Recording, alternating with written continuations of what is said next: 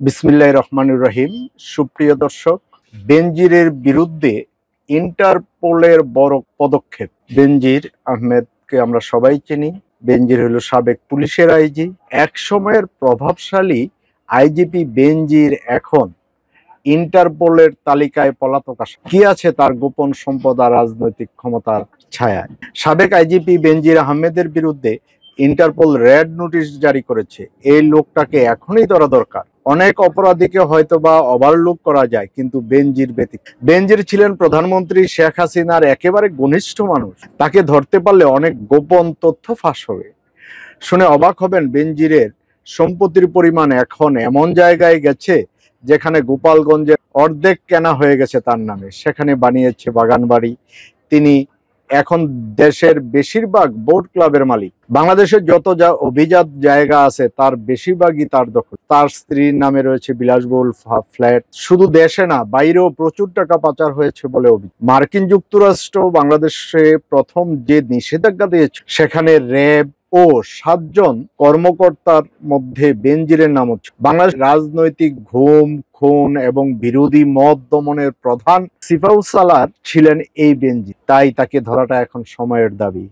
বাংলাদেশ সরকারকে আন্তর্জাতিক ভাবে সবচেয়ে জোরালো পদক্ষেপ নিতে হবে। অনেক অপরাধীকে হয়তো ছাড় দেওয়া যায়, কিন্তু এই বেনজিরকে ছাড় দেওয়া মানে অন্যায়কে পুরস্কৃত করা। তিনি হেফাজতের উপর আক্রমণের নির্দেশ দিয়েছিলেন, বিএনপিকে নির্মমভাবে দমন করেছে। তিনিই একরাম হত্যার মূল বলে ধারণা করা হচ্ছে। তার নামে দেশের বিভিন্ন এলাকায় শত শত একর জমি রয়েছে। দুদক যখন তাকে তলব করছিল, তখনও নিরাপদে তাকে বিমানবন্দর পর্যন্ত পৌঁছে দেওয়া হয়েছিল পুলিশের প্রহরা। কেন?